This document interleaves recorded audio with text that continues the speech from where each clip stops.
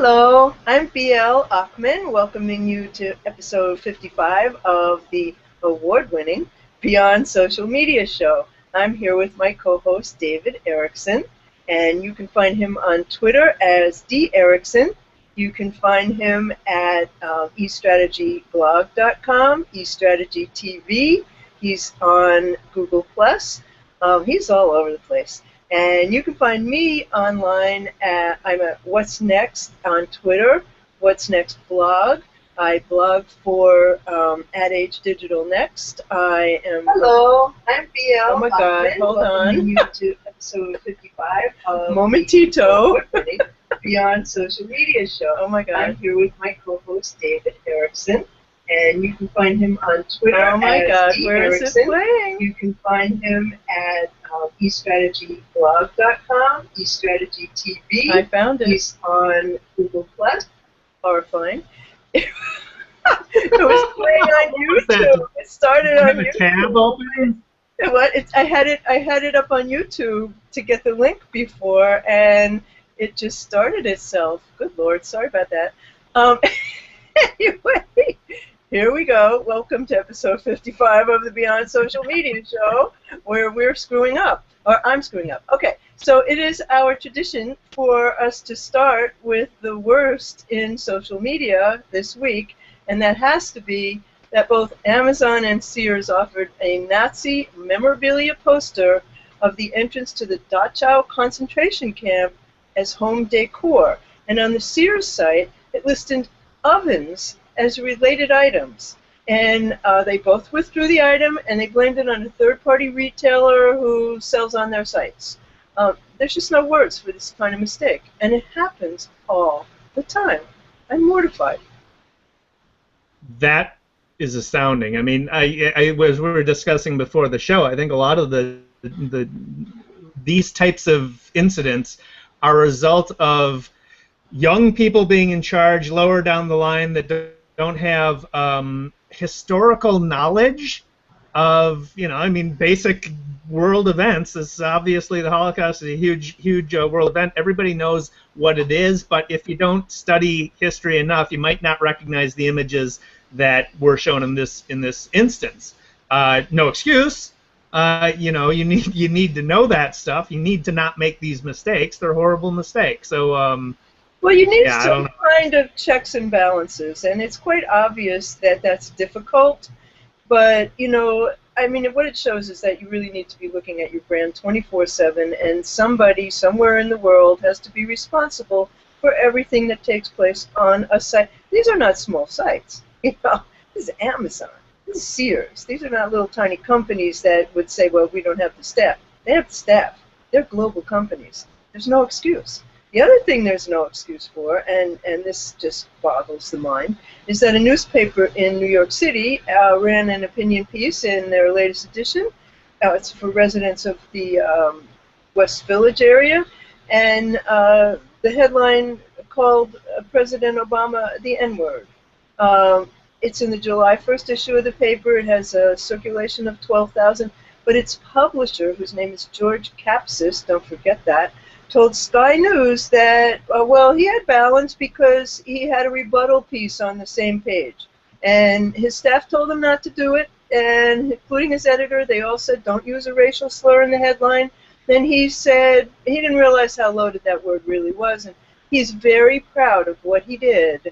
And he really thought that anybody who was black who read the article would say, how brilliant, how sympathetic, how intelligent you are. Well, I'm white, and I'm saying what an asshole you are. I'm done. Where our previous example I can see being sort of the system didn't work and it was unintentional, this was obviously intentional. And this guy decided he was going to use that word in the headline, and I can't believe he's that clueless to think that he didn't know how loaded the word is. I think he knew how loaded the word is, and that's why he put it in. Doesn't know how loaded that word is, or any of the other racial slurs that appear so regularly. The real issue is that that traditional journalism is on its deathbed. And in order to try to succeed, instead of improving the content or delivering more services or, you know, being better, a lot of them are doing what the Daily Mail does, which is just getting more and more scandalous all the time with the hopes of attracting readers. And that's what this is. This is link bait. You know, it's sickening. We both have paid attention this week to L'Oreal, who dropped this World Cup model and who turned out to be a hunter who kills lions. And you know, L'Oreal said she's not worth it. And what happened is just really outrageous. This beautiful young woman, whose name is Axel, I wouldn't even try to pronounce her last name. They saw her in the crowd at a soccer match, and you know, she was exquisitely beautiful. They signed her for a L'Oreal deal, and the next thing you know, she's got on her Facebook pages pictures of herself in a hunting preserve, and there was one that she's just killed this magnificent lion with these pink arrows, and she's like sitting there and talking about how wonderful it is, and she says, hunting is not a matter of life and death. It's much more important than that. This was about a year ago, and I'm ready to hunt Americans now, haha. And so somebody tweeted, many people tweeted, what do you think of this post by your new model? And pretty soon she was gone. And here's the deal. She was not hunting in the wild. She was in a hunting park where they practically bring the animal in front of you so you can shoot it.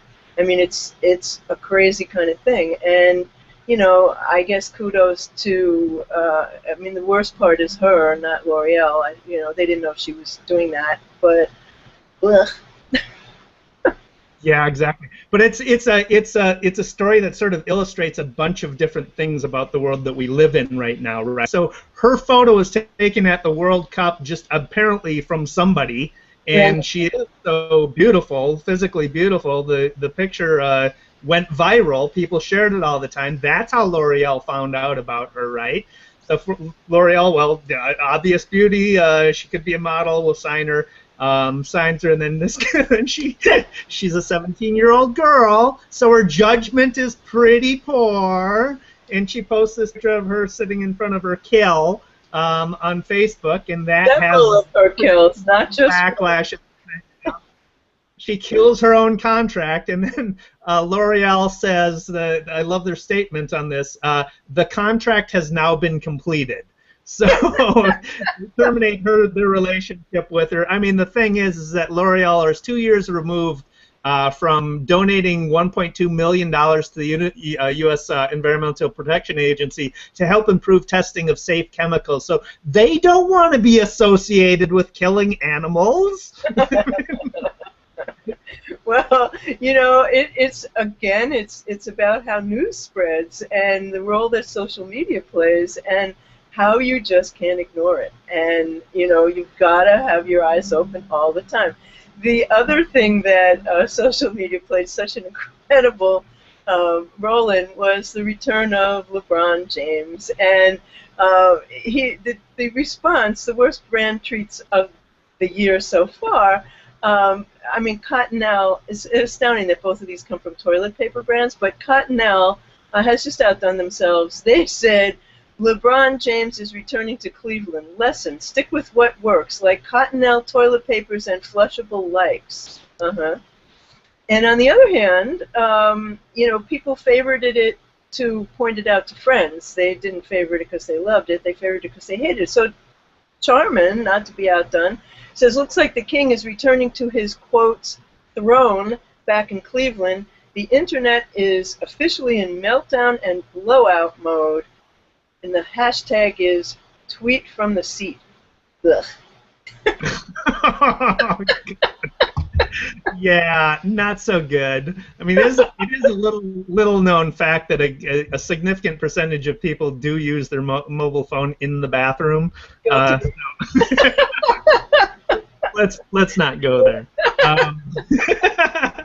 I'll have the flip side of LeBron James's return. And the good examples, but before that, let me get to one final negative example. So speaking of, you know, the L'Oreal example and how this young model is sort of being narcissistic by posting things about her. Here's another danger of narcissism story. Extreme selfies. So selfies have become so mainstream that everybody's doing them, and now there are extreme selfies, and that is taking selfies such as there's a man who took a selfie of himself during the running of the bulls in Pamplona, Spain. Now, Spanish law is there's actually a law that anyone who endangers people's lives by filming or taking photos during the run can be fined up to $2,000. So there's a bit of a fine there, aside from the fact that you should be concentrating on not getting gored. So there's that. And then cyclists are fuming over the dangers of Tour de France selfies. So cyclists are saying it's dangerous when fans turn their backs away from the speeding bikes to take snapshots. Obviously, you can't see the bikes coming if you got your back to them. One American bicyclist, T.J. Van Garderen, I think that's how you pronounce his name, had actually tweeted about he'd already been hurt because the crowd's trying to get these extreme selfie photos. His tweet was, standing in the middle of the road with your back turned while 200 cyclists come at you just to take a selfie. That being said, I love the crowds and thank you for your support, etc. But please give us room. I'm going to go ice my knee now, right?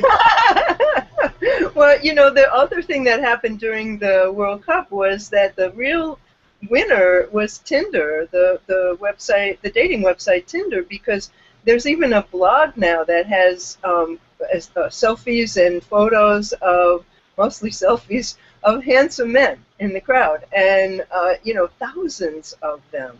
This thing is like out of control. It's just out of control, but it's not going away. That's for sure. It's not going to go away.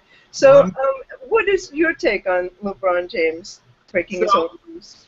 Yeah, I think this requires a bit of history here. So LeBron James is perhaps the most popular, or at least one of the most popular NBA stars in basketball. He is a free agent this year, was a free agent this year from the Miami Heat, and obviously decided to go back to his hometown, Cleveland Cavaliers, where he played the first 7 years of his career, and then in 2010 left for Miami amid a storm of acrimony from Cleveland fans. He staged, at that time, he staged a nationally televised special on ESPN called The Decision, in which he publicly dumped not just Cavaliers fans, but Cleveland residents felt they dumped Cleveland. He dumped Cleveland itself, right? So felt like it was rubbing their faces, their noses in the dirt. Cavaliers fans came together and they burned his jerseys after that. They calling them support groups LeBron fires. The Cavaliers owner Dan Gilbert showed his bitterness by penning a letter in which he ridiculed King James and referred to as cowardly betrayal. So there's a lot of bad blood between James and Cleveland fans. And this comes from a city whose most famous video of the city may be a spoof tourism video that lampoons the city itself as our economy is based on LeBron James and closes with "At least we're not Detroit." It's a hilarious video. It's got millions of views, but it is just dumping on their own city, right? It's like, who would come here? So anyway, there's the backstory of it. So how did LeBron James announce it this time that he's coming back to his hometown, coming back to Cleveland, coming back to the Cavaliers? He did not hold a press conference. He did not tweet 140 characters that he's coming back. He announced a decision in a blog post on SportsIllustrated.com titled "I'm Coming Home." And he got his story out. So the brilliance of this is he got his story out in his own words, completely on the record so anyone could refer to it. He opens with, "Before anyone ever cared where I would play basketball, I was a kid from Northeast Ohio. It's where I walked, it's where I ran, it's where I cried. It's where I bled. It holds a special place in my heart. People there seeing me grow up. I sometimes feel like I'm their son. Their passion can be overwhelming, but it drives me. I want to give them hope where I can. I want to inspire them where I can. My relationship with Northeast Ohio is bigger than basketball. I didn't realize that 4 years ago. I do now. So he is acknowledging the mistakes he made in the past, right, in leaving, and offering hope and offering inspiration during his return. He has to address two audiences, right? The audience that he jilted when leaving, and the audience that he's leaving now, whom he hopes not to jilt, right? So he says, if I had to do it all over again, I'd obviously do things differently, but I'd still have left. So he's not acknowledging it was a mistake. I will always think of Miami as my second home. So he's dealing with both audiences there. And then he sets expectations. I'm not promising a championship. I know how hard that is to deliver. We're not ready right now. No way, of course. I want to win next year, but I'm realistic. So just very well done. And he's going directly to the audience. He doesn't have to deal with the media. He used the media to post his blog post, obviously, but his words are his words, and they're not interpreted by anyone else. So well done. Well, what's such an interesting phenomenon that's getting more obvious all the time is that mainstream media is not where you go for news. You go online for news. You get your news on mobile. You get your news on Twitter. You know, most people found the link to that post by reading it on Twitter. And so what's happening is the celebrity magazines, People Magazine, Star, you know, the other ones, I don't remember the names of them because I never read them. You know, their circulation is down by more than half. And you know, for example, Clout sent me a subscription to People Magazine. Like, what do I want that for? If I want to know something, I've already read it by the time it's there.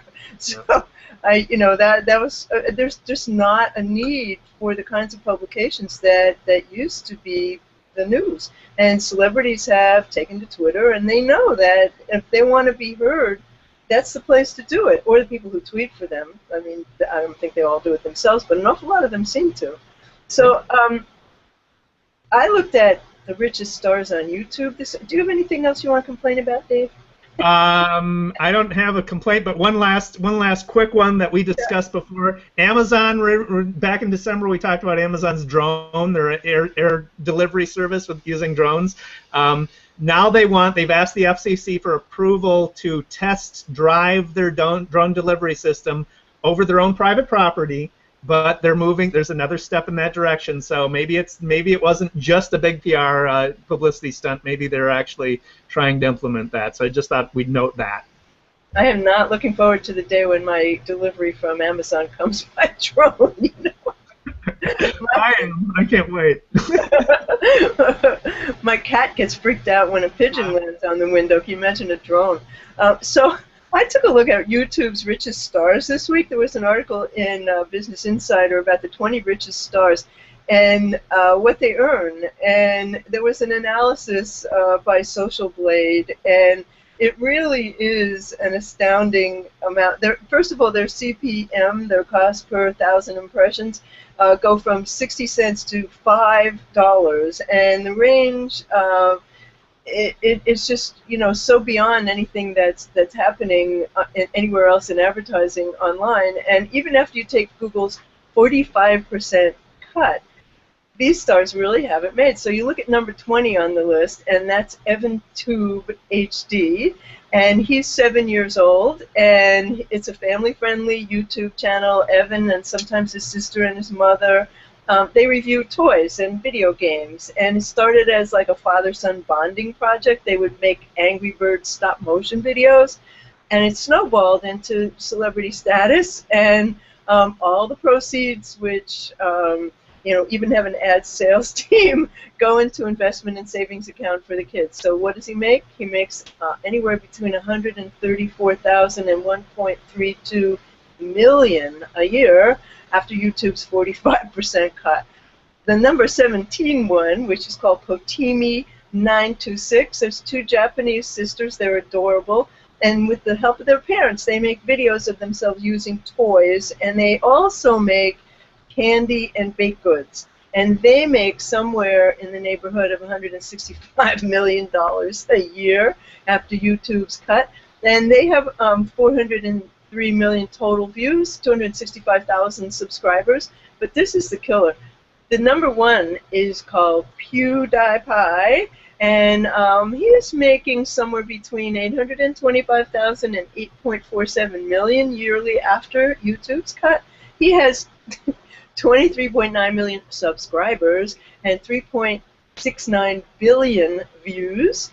And his name is Felix Arvid Ulf Kjellberg, and he's a really foul-mouthed Swedish video game commentator, and he absolutely dominates YouTube, and he plays video games. And in a box in the corner, top corner of the screen, he shows his reactions. And he's broken all kinds of YouTube growth records. He had 12 million subscribers in August 2013 and 20 million in January 2014.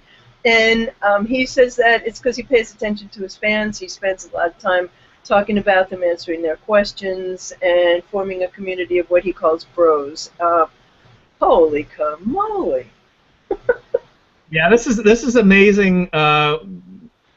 Given that, again, it's another story that illustrates the world that we live in right now, right? So you individuals, kids, have the ability to become media outlets and earn a very nice living doing it by simply creating entertaining video. This last guy, PewDiePie, I've been watching him for a while and known his story, but it does. When Xbox came out with their Xbox Live internet service, I'm like, all right, this will turn video games into spectator sport. And video game industry is larger than Hollywood, but this is PewDiePie is just evidence of people will watch video games as a spectator sport. So in this top 20 earners, the vast majority are gamers, and their videos about games. You know, it's mind-boggling. I mean, you expect a couple $100,000 to be the top, perhaps. That would have surprised me, but hundreds of millions, that really got me. So on the other good side of things, I just find this hilarious. You know, those jokers on the CIA social media team are at it again. They're the only government agency with a sense of humor. You just have to go to Twitter and you have to really check out what they have to say because they're hilarious. And, you know, go take a look. Go look at CIA.gov and follow to their Twitter stream. One thing that I love that is happening, and it is just wonderful, the #1 viral ad campaign is P&G's LikeAGirl, hashtag LikeAGirl campaign.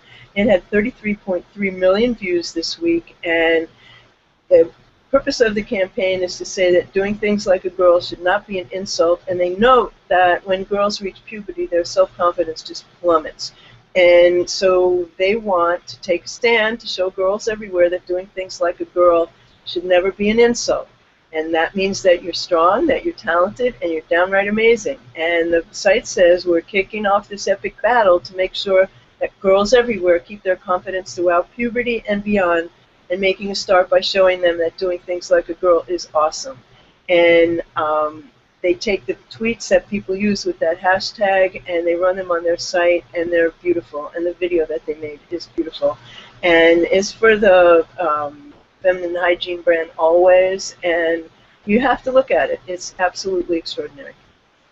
It's very, very smart. I mean, there's tons of evidence that show that people support brands that support causes that are dear to them, and taking up a cause such as this, you're doing well by doing good, right? It's changing a social stigma into a positive.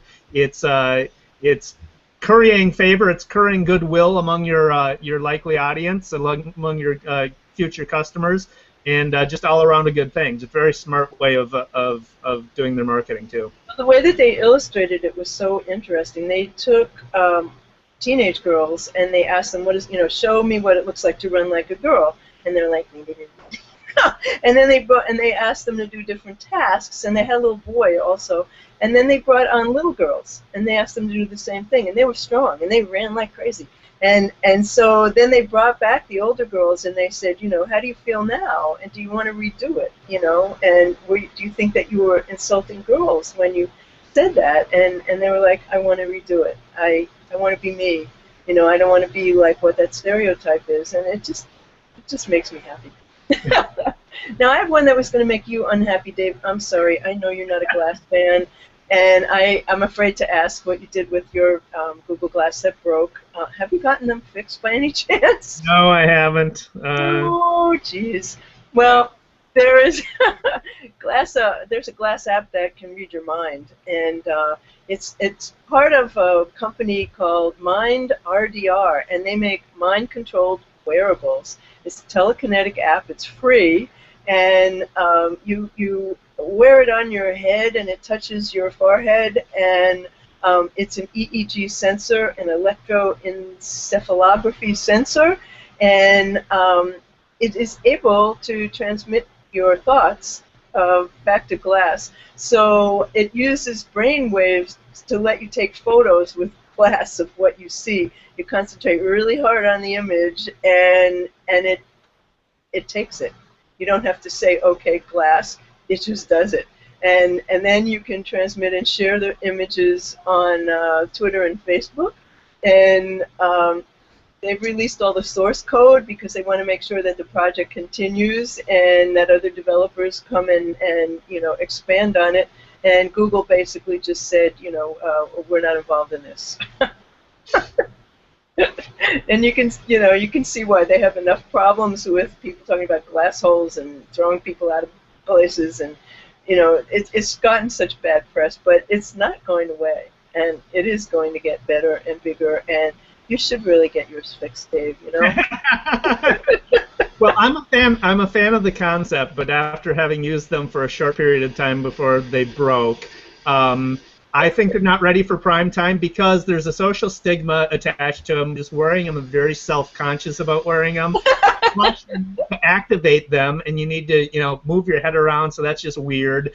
And the voice activation isn't entirely, you know, they're ready for prime time. So this development, you know, years ago, I did a video game demonstration where I had sensors put on my scalp and stuff, and controlled the video game just by thinking about it. This is exactly the same technology, but it's being applied to wearables. So it continues the trend towards effortless computing, right? Effortless input. So this is a natural extension of where we're going with communications technology. So fascinating story, and you know, expect to see more of it, I think. I've forgotten what it was called, but I did that with the sensors on your head and controlling a Pac-Man game for peak performance. Athletes were doing it for peak performance, and it really allowed you to put your brain in, I forgot what it was, a beta state or an alpha state, I forgot where you wanted to go, but you changed your brain waves by using your brain to control this game. It was really fascinating. It was a lot of fun, too. It was a client. It was just big fun. So there's something else that it's an app, and unfortunately, you know, apparently parking in San Francisco is really horrible, pretty much like parking in New York City. There's just simply no place to park. So there's an app, and it's called MonkeyParking, and San Francisco shut it down. And basically what MonkeyParking was doing was letting you tell people where there was a parking space, and they could pay you for that information. And you know what? Rather than driving around for an hour to find a damn parking space, I'd pay you. So San Francisco says, well, they're creating a predatory private market for parking spaces, and the app people say, we're selling information. There are no laws against selling information. So this is to be continued. We'll see where this is going to go, because there are other companies that are in the same shape, and you know, can you just sell information, and what are people willing to pay for? And maybe the city should buy this app and make it available to people. Duh. That's brilliant. It's the Uber of parking spaces, right? And in the same way, this company needs to become too popular to fail, right? It needs to get so many people using it that if they do try and shut it down, or if they do try and, there's just going to be an outcry that you're turning it, you know, shutting down our services. So I think that's sort of Uber's strategy. That's the same strategy this company needs to adopt. Well, that's certainly what's happening to Uber in New York City. I mean, no two ways about that. You know, we don't want it to go away. And apparently they claim that now it's cheaper than taxis. And I don't know if that's true or not, because I don't use either. But I'm a walker and a public transportation rider. But You know, if you do use them, you don't want somebody telling you how you get where you're going. Yeah. So yeah, my shiny new thing is not necessarily new. It is new, but it is Twitter, so it's been around for a while. But Twitter again is adding more incrementally analytics to their offerings, and as I say every time they do it, it's about time. But now they're for this is available for marketers, for Twitter card users, and for verified users. So not everyone, but sign up for advertising if you want these features. And what they're offering is real-time impressions, whatever that means. So they're defining it. I don't know how they're defining it, but more analytics for impressions. But more importantly, engagement metrics. So the times a tweet was expanded, the times link was clicked, email shares of a tweet, and clicks on user handle. So additional metrics that we didn't have before, and these are actually meaningful metrics that we can now get through Twitter. So good for them. They also added some functionality to their mobile app for advertising, and still the stock is in the toilet, but I think that it will be back because these features are being added incrementally and they are important, and Twitter continues to hold an important place in the news cycle. Yeah. So I think that brings us to the daily numbers, Dave. It does indeed, and we've got some fun, interesting ones for this. Millennials Work Relationships. This is from LinkedIn. So LinkedIn did a relationships at work, using the ampersand, of course, with relationships at work study of 11,500 people worldwide. And among the stats, let me just run through them. 46% of professionals worldwide believe that work friends are important to their overall happiness. 67% of millennials are likely to share personal details, including salary, relationships, and family issues with coworkers, compared to only about a third of baby boomers. 1/3 of millennials versus 5% of boomers think socializing with colleagues helps them move up their career ladder. Okay, so 1/3 of millennials. Based on the 68% of millennials said they would sacrifice a friend with a colleague if it meant getting a promotion. Baby boomers claim to be more virtuous. 60% said they would never even consider sacrificing a work friend for a promotion. So it's a cutthroat world out there, folks. It sure is, but the one part of that I do like is that they're talking about salary.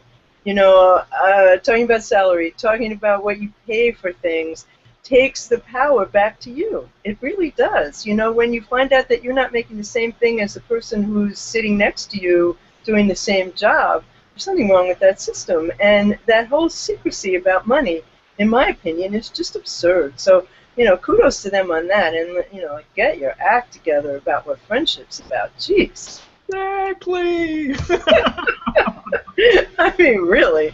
But anyway, that brings us to the end of episode 55 of the Beyond Social Media Show.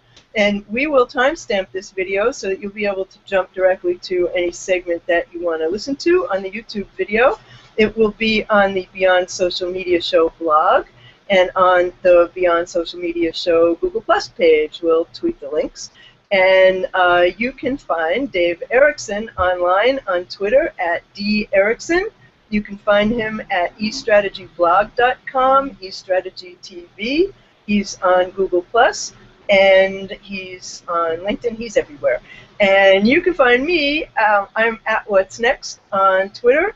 My blog is What's Next Blog. I also write a pet blog called Paw Fun. My company is maximum-plus.com for Google Plus events and training. And we'll see you next week on the Beyond Social Media Show. Thank you so much for joining us.